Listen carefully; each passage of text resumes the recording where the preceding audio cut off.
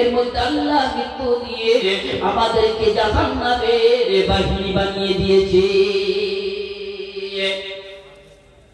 তাহলে দেখেন একজন মুমিন হওয়ার প্রথম নাম্বার কোয়ালিটি হচ্ছে কি, তাকে নামাজি হতে হবে। জাহান্নামে যাওয়া প্রথম নাম্বার কারণ হলো কি, নামাজ না পড়ার কারণে সে জাহান্নামে গিয়েছে। এবং আল্লাহ রাব্বুল আলামিন খাবির করতে কাল কিয়ামতের ময়দানে সর্বপ্রথম বান্দাদেরকে কি করা হবে, নামাজের হিসাব নেওয়া হবে। তাহলে নামাজ আমাদের জীবনের কতটা ইম্পর্টেন্ট, কতটা গুরুত্বপূর্ণ ইবাদত আমরা এখনো বুঝলাম না। যদি আমরা বুঝতাম তাহলে কখনো নামাজ ছেড়ে দিতাম না। যদি আমরা বুঝতাম যে নামাজ কি, নামাজ কতটা গুরুত্বপূর্ণ ইবাদত, তাহলে আমরা কখনো কি করতাম না, নামাজ ছাড়তাম না। নামাজ এমন একটা ইম্পর্টেন্ট ইবাদত, এমন একটা গুরুত্বপূর্ণ ইবাদত। আল্লাহ রাব্বুল আলামিন বান্দাদেরকে যখন দিনে পাঁচবার নামাজের জন্য ডাকে, বান্দা যখন নামাজ পড়তে আসে না, আল্লাহ রাব্বুল আলামিনের বান্দা যখন জোহরের নামাজ পড়তে আসে না, আল্লাহ রাব্বুল আলামিনের বান্দা যখন ফজরের আযান হয়ে যায়, বান্দা যখন ফজরের নামাজ পড়তে আসে না, আল্লাহ রাব্বুল আলামিনের একজন ফেরেশতা মহান রাব্বুল আলামিনের দরবারে গিয়ে বলে, ও রাব্বুল আলামিন, আল্লাহ এই বান্দা নামাজ পড়লো না, আল্লাহ এই বান্দা খানা বন্ধ করে দিব নাকি, আল্লাহ এই বান্দা নাস্তাটা বন্ধ করে দিব নাকি? আল্লাহ বলে, বান্দা না, ওরে আমার ফেরেশতা না, আমার বান্দা খানা বন্ধ করে দিও না, আমার বান্দা বড় কষ্ট পাবে। আমার বান্দার সামনে জোহরের নামাজ রয়েছে, বান্দা যদি জোহরের নামাজ পড়ে আমার কাছে দুটো হাত তুলে চায়, ও রব্বুল আলামিন আমাকে ক্ষমা করে দাও, আমি আল্লাহ আমার গুনাহগার বান্দার গুনাহ মাফ করে দিব। ওই বান্দারা যখন জোহরের নামাজ পড়ে না, আবার ওই ফেরেশতা আল্লাহর কাছে গিয়ে বলে, আল্লাহ এবার কি বান্দার খাবারটা বন্ধ করে দিব নাকি? আল্লাহ বলে, না না ফেরেশতা বন্ধ করে দিও না, আমি দুনিয়ার সমস্ত জিনিসকে কোন বলে বানিয়েছি, আমি আদমকে বড় মহব্বত করে আমি আমার কুদরতের হাত দিয়ে বানিয়েছি রে ফেরেশতা, ওই বান্দার খানা বন্ধ করে দিবে, ওই বান্দা কষ্ট পাবে। সুতরাং বান্দার সামনে আসরের নামাজ রয়েছে, বান্দা আসরের নামাজ পড়ে আমার কাছে দুটো হাত তুলে দোয়া চাইবে, আমি আল্লাহ ফজর থেকে নিয়ে আসর পর্যন্ত যা গুনাহ করেছে আমি আল্লাহ আমার কদমে সিজদা করার কারণে আল্লাহ মাফ করে দিব।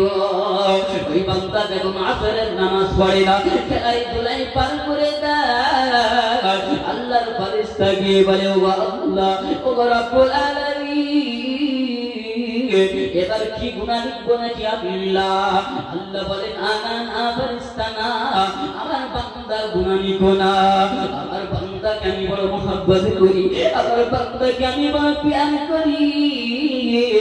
বান্দার সামনে মাগরিবের নামাজ রয়েছে, বান্দা মাগরিবের নামাজ পড়ে আমার কাছে দুটো হাত তুলে দোয়া চাইবে, আল্লাহ মাগরিবের সময় তোমার কদমে সিজদা করে আল্লাহ তোমার দরবারে দুটো হাত তুলেছি গো আল্লাহ, আমার সমস্ত গুনাহ মাফ করে দাও, আমি বান্দার সমস্ত জীবনের গুনাহ আমি আল্লাহ মাফ করে দিব।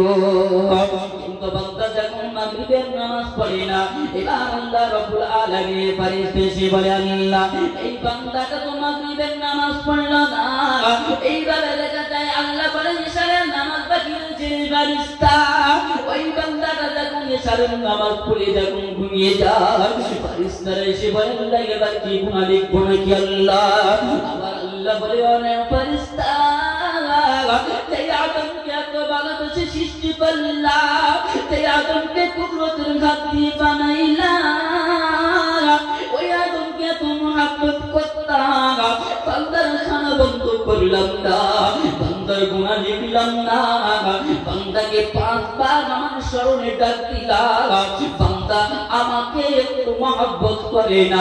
বান্দা যদি আমাকে মহব্বত করতো দিনে একবার হলেও আমার কদমে সিজদা করে বান্দা নিজের গুনাহ ক্ষমা করে নিতে পারত। কিন্তু বান্দা তো আমাকে মহব্বতই করে না। যাকে আমি এত মহব্বত করে বানাইলাম সে তো আমাকে মহব্বত করে না। ফারিস্তা দাও এবার গুনাহ লিখে দাও। ওই ফারিস্তাটা নাচার হয়ে ওই বান্দার গুনাহ করে লিখতে থাকে। দেখেন আল্লাহ রাব্বুল আলামিন দুনিয়াতে আমাদেরকে পাঠিয়েছেন একটা উদ্দেশ্য নিয়ে, সেটা হলো কি ইবাদত। যদি দুনিয়াতে আল্লাহর ইবাদত যদি না করতে পারি তাহলে আমাদের জীবনটা বেকার। দেখেন দুনিয়ার নীতিতে আপনি কারোর সাথে বেঈমানিগিরি করবেন, আপনার খাবার বন্ধ করে দিবে, আপনার খাবার বন্ধ করে দিবে, আপনাকে মারবে। আল্লাহ রাব্বুল আলামিন বলছে বান্দা দুনিয়াতে আমি তোমাকে বানাইলাম আমার ইবাদতের জন্য, তুমি আমার কদমে সিজদা করবে না, আমি আল্লাহ তোমার কি করব না, খাবার বন্ধ করব না। তুমি মনে করছো যে আমি নামাজ পড়তে পারছি না, আমার টাইমে কুলাচ্ছে না, এটা মনে করবেন না। আল্লাহ রাব্বুল আলামিন আপনার দ্বারাই যে সময় নামাজ দেবেন না, আপনি যখন নামাজ পড়তে আসতে পারবেন না, আপনি মনে করবেন যে আপনার মতন হতভাগা, আপনার মতন কুলাঙ্গার বান্দার সিজদা তিনি তার রহমতের কদমে নিতে চাই না। বলেন সুবহানাল্লাহ। ওই বান্দা আপনার মতন গুনাহগার বান্দা সিজদা তিনি তার কদমে নিতে চায় না বলে আপনি আসতে পারেন না। আপনি মনে মনে করছেন যে আমি আমার কাজের জন্য আসতে পারছি না। সুতরাং দুনিয়াতে যদি আল্লাহ বলা হতে হয় তাহলে আপনাকে কি করতে হবে, নামাজ পড়তে হবে। তাহলে আল্লাহ বলা বান্দার প্রথম নাম্বার কোয়ালিটি ছিল কি, দুনিয়াতে নামাজ পড়তে হবে। কারণ আল্লাহ রাব্বুল আলামিন বলেন আল্লাযিনা হুম ফি সালাতিহিম খাশিউন।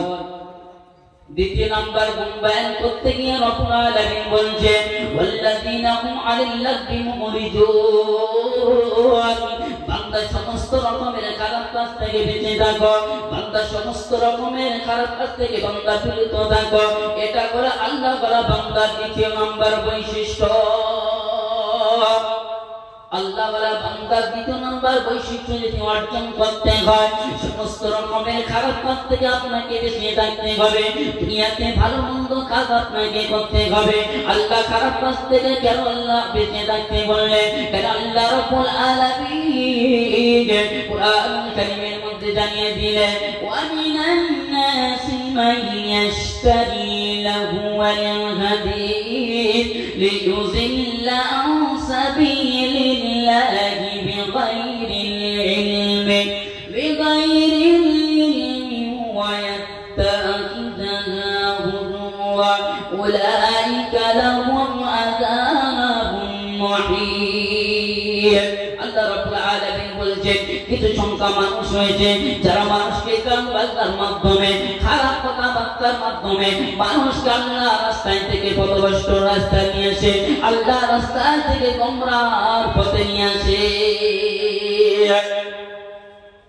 তাহলে আল্লাহ ওয়ালা বান্দার দ্বিতীয় নাম্বার কোয়ালিটি ছিল কি, খারাপ কাজ থেকে বেঁচে থাকতে হবে। নাম্বার 3 ওয়াল্লাযিনা হুম লিয-যাকাতি ফাঈলুন। তৃতীয় নাম্বার আপনাকে যাকাত দিতে হবে। যে আপনাকে যাকাত দিতে হবে। এক নম্বরে আপনাকে কি করতে হবে, নামাজি হতে হবে। কেমন নামাজি হবে? খুশুর সাথে, তাহলে আরকানের সাথে আপনাকে নামাজ আদায় করতে হবে। দুই নম্বরে আপনাকে কি করতে হবে, যে খারাপ কাজ থেকে বেঁচে থাকতে হবে। তৃতীয় নম্বরে যে আপনি যাকাতের নিসাব পরিমাণ অর্থ যদি মালিক হন তাহলে আপনাকে যাকাত দিতে হবে। দ্বিতীয় নম্বরে আল্লাহ রাব্বুল আলামিন বলেন ওয়াল্লাযিনা হুম লিফুরুজিহিম হাফিজুন। তৃতীয় নম্বরে আল্লাহ রাব্বুল আলামিন বলেন কি করতে হবে, জিনা থেকে বেঁচে থাকতে হবে, নিজের শরমগাকে হেফাজত করতে হবে। কিন্তু আজকে দুনিয়ার মধ্যে জিনা এমন ভাবে ছড়িয়ে পড়েছে, এটা আমাদের কাছে আম হয়ে গেছে। জি, আজকে জিনাটা আমাদের কাছে আম হয়ে গেছে।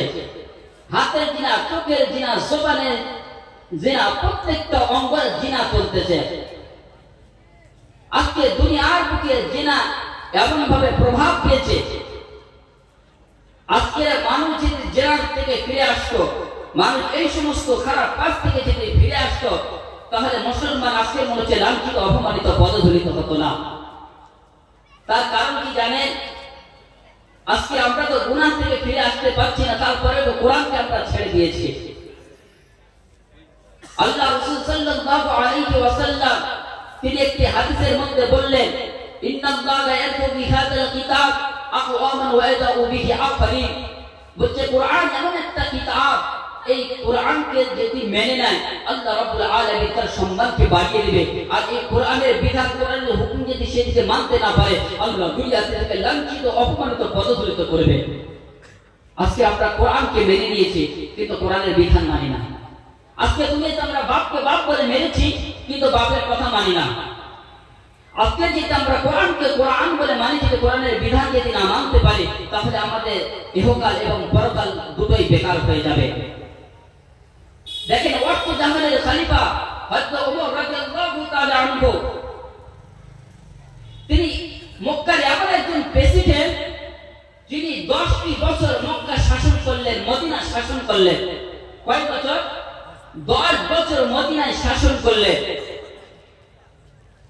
যে উমার রাস্তা দিয়ে যেত, শয়তান 40 দিন যেত না।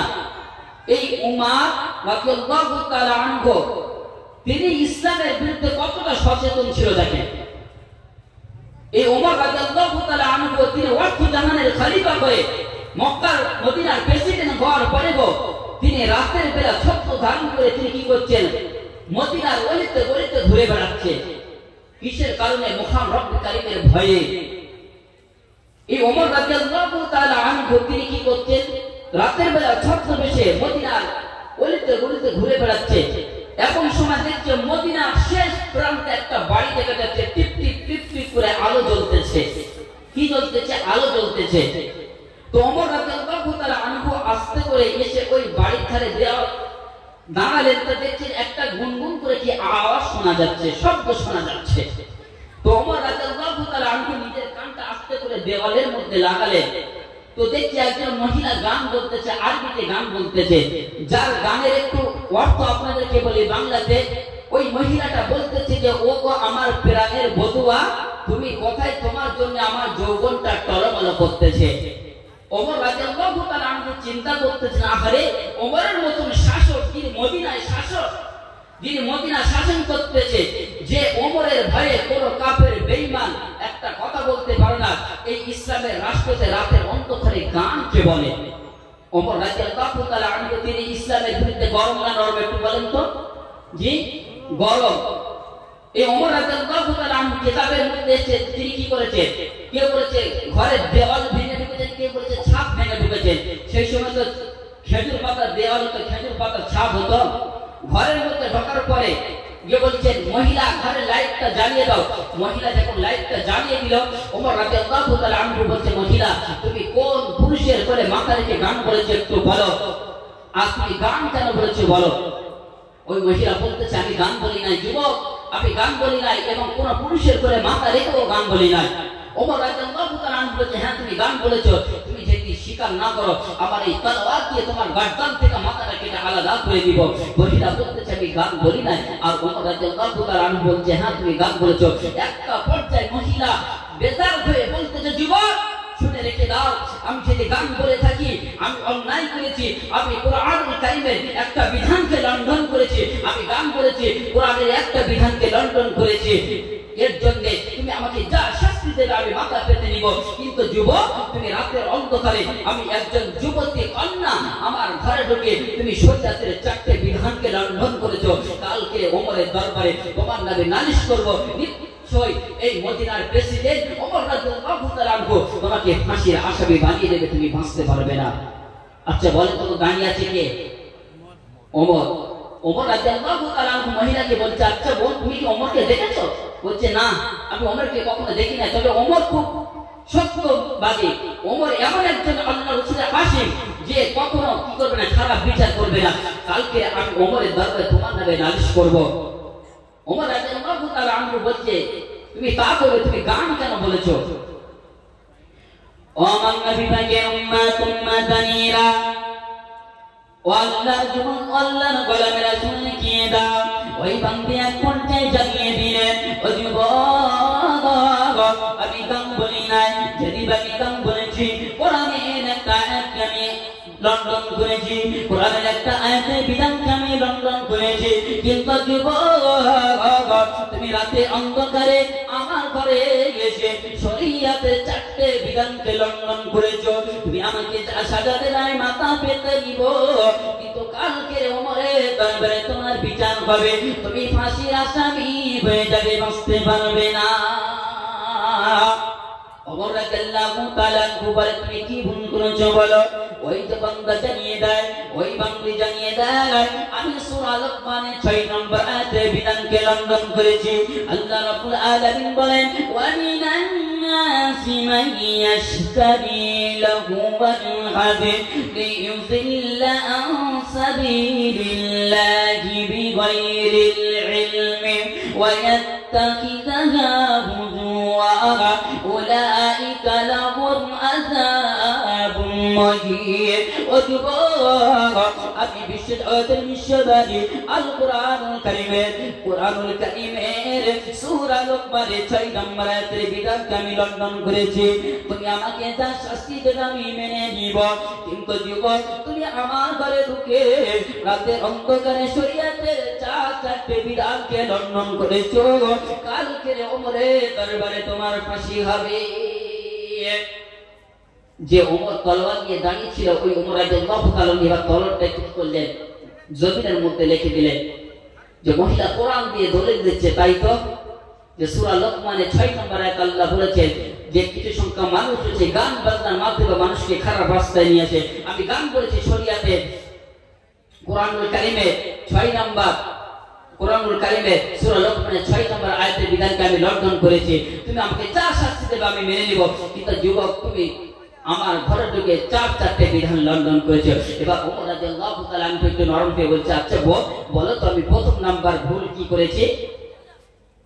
ওই আল্লাহর গোলাম শুনে রেখে দাও, ওই বান্দি জানিয়ে দেয়, ওরে যুবক আল্লাহ রাব্বুল আলামিন কোরআনুল কারীমে 2 নম্বর পারা 2 নম্বর সূরাতুল বাকারা 189 নম্বর আয়াত আল্লাহ রাব্বুল আলামিন জানিয়ে দিলেন, ওয়ালাইসাল বিররু বিআন তা'তুল বুয়ুতা মিন যুহুরিহা ওয়ালাকিন্নাল বিররা মান ইত্তাকা ওয়া আতুল বুয়ুতা মিন أبوابها واتقوا الله لعلكم تفلحون।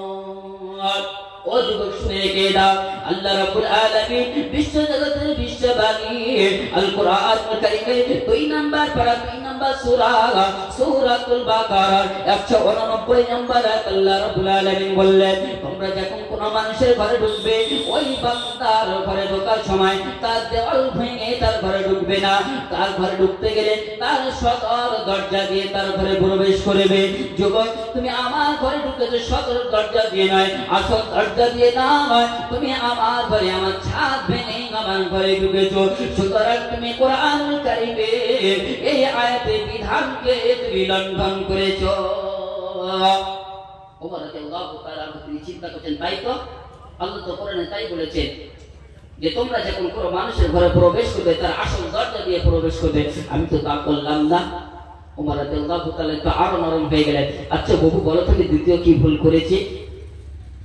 ওই মহিলা জানিয়ে দিলেন, যুবক শুনে রেখে দাও, আল্লাহ রাব্বুল আলামিন কোরআনুল কারীমের মধ্যে জানিয়ে দিলেন, ইয়া আইয়ুহাল্লাযীনা আমানু লা তাদখুলু বুয়ুতান গায়রা বুয়ুতিকুম হাত্তা তাস্তানিসু ওয়া তুসাল্লিমু আলা আহলিহা যালিকুম খায়রুল লাকুম লাআল্লাকুম তাযাক্কারুন। ও যুবক আল্লাহ রাব্বুল আলামিন কোরআনুল কারীমের মধ্যে বললেন, তোমরা যখন কোনো মানুষের ঘরে প্রবেশ করবে, ওই মানুষটার কাছ থেকে অনুমতি নিয়ে তোমরা তার ঘরে প্রবেশ করবে। যুবক তুমি রাতের অন্ধকারে আমার ঘরে ঢুকেছো, যুবক তুমি রাতের অন্ধকারে একদম যুবতী কন্যার ঘরে ঢুকেছো, যুবক তুমি আমার কাছ থেকে অনুমতি নিয়ে কি ঢুকেছো? ওমর রাদিয়াল্লাহু তাআলা বলছে তাই তো, আমি তো অনুমতি নিই নাই, সত্যি তো আমি তো ভুল করে ফেলেছি। আচ্ছা বুবু বলো তো তৃতীয় নাম্বার ভুল কি করেছে? ওই বান্দা জানিয়ে দেয়, ওরে যুবক শুনে রেখে দাও, আল্লাহ রাব্বুল আলামিন কুরআনুল কারীমের মধ্যে জানিয়ে দিলেন, ফাইজা দাখালতুম বুয়ুতান ফাসাল্লিমু আলা আনফুসিকুম তাহিয়াতান মিন ইনদিল্লাহি মুবারাকাতান তাইয়্যিবা। ও যুবক, আল্লাহ রাব্বুল আলামিন বিশ্বজগতের বিশ্ববাদী আল কুরআনুল কারীমের মধ্যে বর্ণনা করলেন, তোমরা যখন কোনো মানুষের ঘরে ঢুকবে কিংবা নিজের ঘরে ঢুকবে, ওই মানুষদেরকে সালাম দেওয়ার পরে তার ঘরে প্রবেশ করবে। যুবক, তুমি আমার ঘরে ঢুকেছো রাতের অন্ধকারে, তুমি বিনা সালামে আমার ঘরে প্রবেশ করেছো। যুবক, তুমি আমাকে কি সালাম দিয়ে ঢুকেছো? ওমর রাদিয়াল্লাহু তাআলা তিনি এবার দাঁড়িয়েছিলেন, জমিনের মধ্যে বসে পড়লেন, তাই তো আমি তিনটে বড় বড় ভুল করে ফেলেছি। আচ্ছা বহু বলো তো আমি তৃতীয় নাম্বার ভুল কি করে ফেলেছি? ওই আল্লাহর বান্দা জানিয়ে দেয়, ওই গোলাম শুনে রেখে দাও, ও যুবক শুনে রেখে দাও, আল্লাহ রাব্বুল আলামিন বিশ্বজগতের বিশ্ববাণী আল কুরআনুল কারীমের মধ্যে আল্লাহ জানিয়ে দিলেন, ইয়া আইয়ুহাল্লাযীনা আমানু ইসতানিবু কাসীরাম মিনাজ-যন্নি ইন্না বা'যাজ-যন্নি ইসমুন। ও যুবক শুনে রেখে দাও, আল্লাহ রাব্বুল আলামিন বিশ্বজগতের বিশ্ববাণী আল কুরআনুল কারীমের মধ্যে আল্লাহ রাব্বুল আলামিন বলেছেন, তোমরা যখন কোন মানুষের ঘরে যাবে, ওই মানুষকে সালাম দিবে এবং তোমরা কি করো না, ঈমান আনার পরে পরে তোমরা কোন মানুষের জন্য খারাপ ধারণা করো না। যুবক, তুমি আমার জন্য খারাপ ধারণা করেছো, তুমি আমার ঘরে ঢোকার পরে বলেছো, ও মহিলা তুমি কোন যুবকের কোলে মাথা রেখে গান বলেছো, এই খারাপ ধারণা করার জন্য তুমি কোরআনের এই আয়াতের বিধানকে লঙ্ঘন করেছো। ওমর রাদিয়াল্লাহু তাআলা তিনি বলতেন, চাইতো জানতে চারটে বড় বড় ভুল করেছে। আচ্ছা বুবু তুমি কে? বলছে, যুবক শুনে রেখে দাও, আমি কোন সাধারণ মহিলা নয়, আমি হলাম 30 পারা কোরআনের হাফেজা। বলেন সুবহানাল্লাহ। বলছে, তাহলে তুমি গান কেন বলেছো বলো? বলছে, যুবক শুনে রেখে দাও, আজ থেকে 6 মাস আগে বিবাহ বন্ধনে আবদ্ধ করা হয়েছিল। আমার স্বামী একজন মক্কার বড় যোদ্ধা, মদিনার বড় একজন যোদ্ধা, যার নাম হলো আব্দুল্লাহ ইবনে সাদ রাদিয়াল্লাহু তাআলা আনহু। আজ থেকে 6 মাস আগে যখন আমার এবং আমার স্বামীর সাথে যখন বিবাহ বন্ধনে আবদ্ধ করা হয়, আব্দুল্লাহ ইবনে সাদের সাথে আমার বিবাহ হয়ে গেল। আমি আব্দুল্লাহ ইবনে সাদকে জীবনে দেখি নাই, আব্দুল্লাহ ইবনে সাদ আমাকে কোনোদিন দেখে নাই। আর বিবাহ কমপ্লিট হয়ে গেল, এবার মেহমানরা খানা খাচ্ছে, আমি নববধূ সেজে সুন্দর করে সেজে আমি স্বামীর জন্য অপেক্ষা করেছিলাম। আরে আমার স্বামীকে দেখবো, জীবনের প্রথম স্বামীকে দেখবো, মনে আনন্দ নিয়ে একটা ঘরের মধ্যে বসেছিলাম। এমন সময় একটা আগন্ত মুসাফির এসে দাঁড়িয়ে যায়, আসসালামু আলাইকুম, এখানে কি আব্দুল্লাহ ইবনে সাদ বলে কেউ আছে? ওই আগন্ত মুসাফির যখন দাঁড়িয়ে যায়, এখানে কি আব্দুল্লাহ ইবনে সাদ বলে কেউ আছে? আমার স্বামী দাঁড়িয়ে গেলেন, লাব্বাইক বলে দাঁড়িয়ে গেলেন। আমার স্বামী যখন দাঁড়িয়ে গেলেন, ওই আগন্ত মুসাফির আমার স্বামীকে দেখি বলে, ও আব্দুল্লাহ ইবনে সাদ রে, আল্লাহ রাসূলের সাহাবী ওমর রাদিয়াল্লাহু তাআলা আনহু রোম কিংবা পারস্য দেশের যুদ্ধ সেনাবাহিনী হিসেবে তোমাকে নিযুক্ত করেছে, এখনই তোমাকে চলে যেতে হবে। আমার স্বামী যাওয়ার জন্য তৈরি হয়ে গেল। আরে আমি স্বামীকে কখনো দেখলাম না, বিবাহ বন্ধনে আবদ্ধ হলাম, স্বামীকে বড় মহব্বত করি। স্বামীকে দেখার জন্য একবার বললাম, স্বামী তোমাকে একবার দেখতে চাই, যদি তুমি যুদ্ধ ময়দানে শহীদ হয়ে যাও যেন আমি তোমাকে ছেড়ে দিতে পারি না স্বামী। আমার স্বামী বলে, বিবি রে তুমি যেতে কি করো? ওরে স্বামী রে তুমি যদি ধৈর্য ধারণ করে থাকতে পারো, ওরে বিবি রে তুমি যদি ধৈর্য ধারণ করতে পারো, কাল কিয়ামতের ময়দানে যদি আমি শহীদ হয়ে যাই, মহান রব্বুল আলামিন স্বয়ং তোমার সাথে আমার পরিচয় করিয়ে দিবে। আল্লাহর বান্দা শুনে রেখে দাও, সেই দিন আমার স্বামী ওমর রাদিয়াল্লাহু তাআলা আনহুটাকে চলে গেল। 3 মাস পরে আমি একটা চিঠি পেলাম, আর 3 মাসের শেষে দিন আমার স্বামী ফিরে আসবে। আরে আমি সুন্দর করে পোশাক পরলাম, সুন্দর করে সেজে গুজে ঘরে কিনারায় স্বামীর জন্য অপেক্ষা করলাম। 3 মাস স্বামীকে পাই না, স্বামীকে পাই না, স্বামী পাওয়ার আনন্দ আমি সুন্দর করে সেজে গুজে আমি দরজার কিনারায় দাঁড়িয়ে আছি। আজকে 3 মাস শেষ হয়ে যাবে, এবং সময় একটা আগন্তুক মুসাফির এসে দাঁড়িয়ে যায়। এই চিঠিখানা আব্দুল্লাহ ইবনে সাদ রাদিয়াল্লাহু তাআলা পাঠিয়েছে।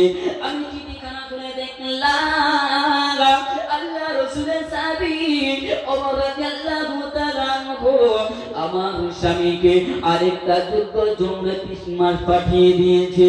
আরে আমি আবার 3 মাস অপেক্ষা করতে লাগলাম। আবার যখন 3 মাস শেষ হয়ে যাবে, আবার আমি আমার স্বামীর জন্য শেষ রাতে সুন্দর করে সেজে আমি স্বামীর জন্য অপেক্ষা করতে লাগলাম। আরে আমার স্বামী কখন আসবে, স্বামীকে কখন পাবো? স্বামী পাওয়ার মহব্বতে আমি দরজা কিনারায় দাঁড়িয়ে থাকি। এমন সময় আরেকটা আগন্তুক মুসাফির এসে আরেকখানা চিঠি আমার কাছে দিয়ে দেয়। চিঠির মধ্যে দেখতে পেলাম ওমর রাদিয়াল্লাহু তাআলা আরেকটা যুদ্ধর সেনাবাহিনীর হিসাবে পাঠিয়ে দিয়েছে। 6 মাস পার হয়ে গেল, আমার স্বামী আবার চিঠি লিখলেন, ওরে আমার বিবি রে, 6 মাস নয় মাসের শেষে দিনে আমি তোমার বাড়িতে ফিরে আসবো। ওরে যুবক, আমি স্বামীর জন্য 9 মাস ধরে অপেক্ষা করতে আজকে সেই 9 মাসের শেষ দিন আমি স্বামী পাওয়ার আশা, স্বামী পাওয়ার মহব্বতে একটা কবিতা বলেছিলাম। ওই কবিতাটা কখন গানে পরিণত হয়ে গেছে আমি কখনো ভাবতে পারি না। আমি স্বামী পাওয়ার আশায় কবিতা বলেছিলাম, কিন্তু ওই কবিতাটা গান হয়ে গেছে। ও যুবক, তুমি আমাকে ক্ষমা করে দাও, কালকে তুমি আমাকে যা শাস্তি দেবে আমি মেনে নিব, কিন্তু সকালবেলা যুবক তোমাকে ওমরের দরবারে তোমার বিচার হবে। ওমর রাদিয়াল্লাহু তাআলা মনে মনে করতে চাল্লা, কত বড় আসামি আমি গোলাম গল্লা। একজন বিবাহিত মহিলার স্বামীকে আমি দিনের পর দিন যুদ্ধ সেনাবাহিনী হিসাবে পাঠিয়ে দিয়েছি, কখনো খোঁজ দিলাম না, তার ঘরের কথা জানলাম না। ওমর রাদিয়াল্লাহু তাআলা ঘুমাইয়াকে বলে, ওরে ক্ষমা করে দাও, মাফ করে দাও, আগামীকাল তুমি ওমরের দরবারে চলে যাবে, ওমরের কাছে আমার নামে নালিশ করবে, যা শাস্তি দেবে মেনে নিব, কিন্তু আজকে তুমি আমাকে মাফ করে দাও।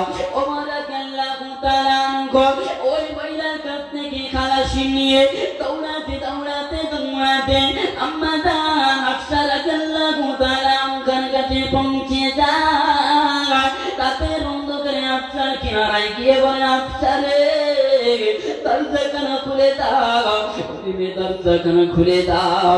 আম্মা জান হাফসা রাদিয়াল্লাহু তাআলা দরজাখানা খুলে দিয়ে হাফসা রাদিয়াল্লাহু তাআলা বলে, হাফসা রাদিয়াল্লাহু তাআলা আনহা বলে, আব্বা জান এত রাতের বেলা তুমি কেন আমার ঘরে এত বিচলিত কেন আব্বা জান?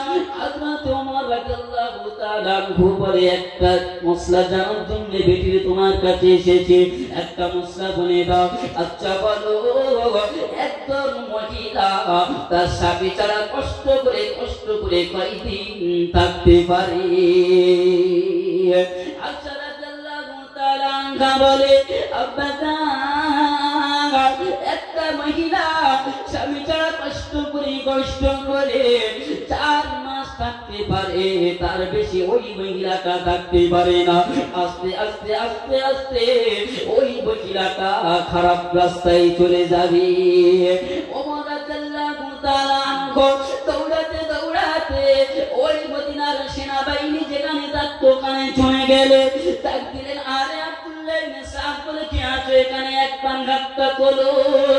আব্দুল্লাহ ইবনে সাদ তুলে দেয়, লাব্বাইক সাদাই ইয়া আমিরুল মুমিনিন।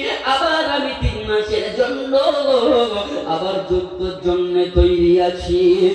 রাদিয়াল্লাহু তাআলা চোখের পানি ছেড়ে দিয়ে কাঁদে আর বলে, ওরে আল্লাহ রাসূলের প্রেমিক, ওরে আল্লাহ রাসূলের সাহাবী, না না না না, আর তোমাকে যুদ্ধে যেতে হবে না।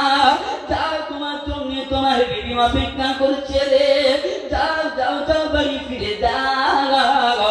ওই যুবক বলে, ও আমিরুল মুমিনিন, আমার বিয়ে হয়েছে, আপনি কবে জানলেন? বলে, যাও বাড়ি ফিরে যাও, আগামীকাল বিবিকে সঙ্গে নিয়ে আমার দরবারে আসবে। ওই আব্দুল্লাহ ইবনে সাদ রাদিয়াল্লাহু তাআলা আনহু দৌড়াতে দৌড়াতে বিবির কাছে আসিলে, বিবির সাথে মোলাকাত করলে, ফজরের নামাজ পড়ে ওই বিবিকে নিয়ে হযরত ওমর রাদিয়াল্লাহু তাআলা আনহু দরবারে হাজির হয়ে গেল।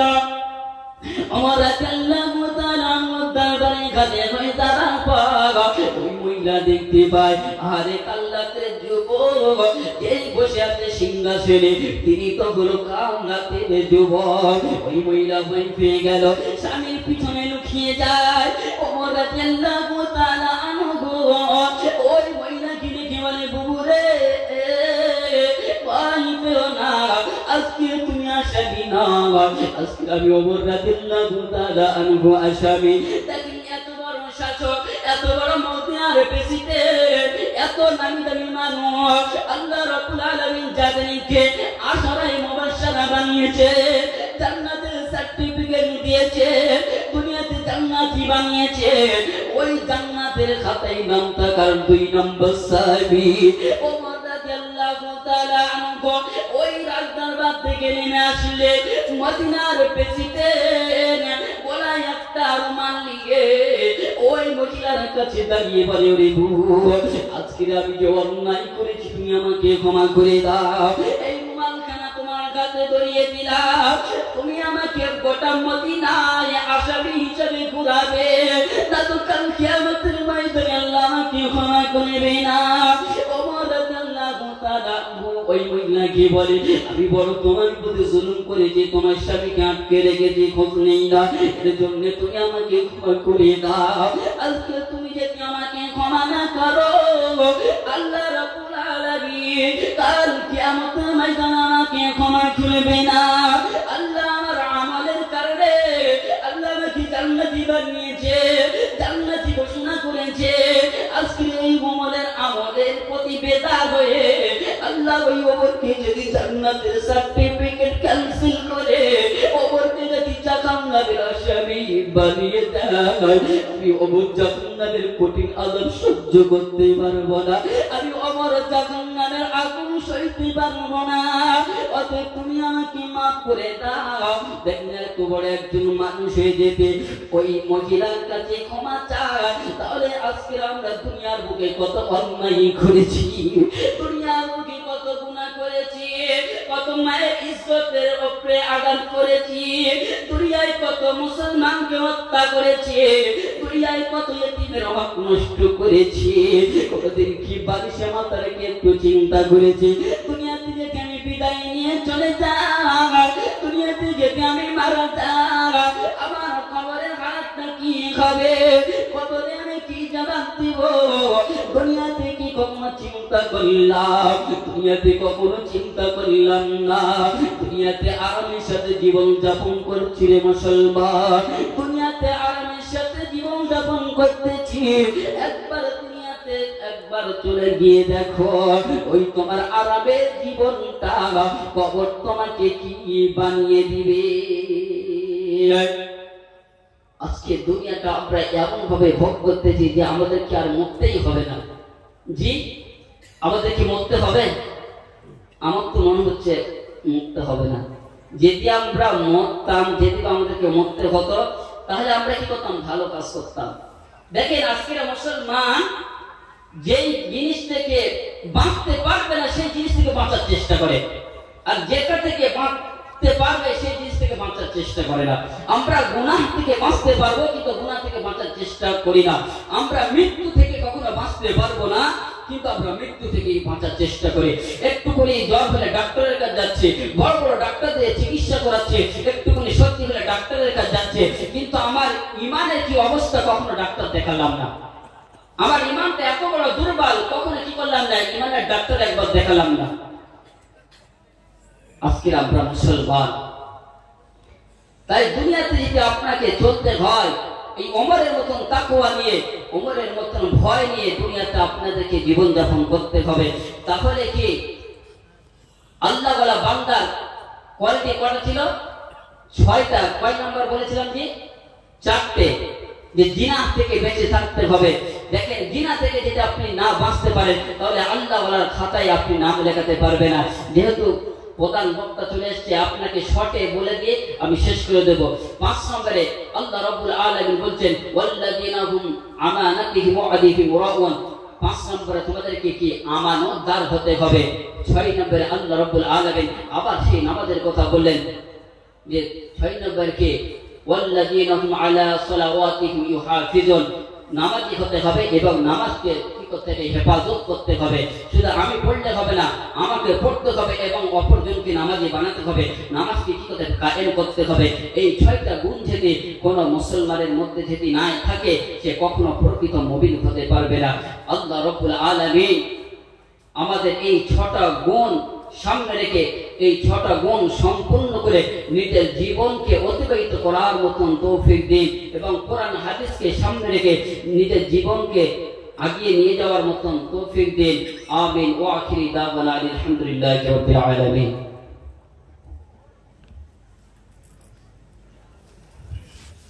আলহামদুলিল্লাহ, আমরা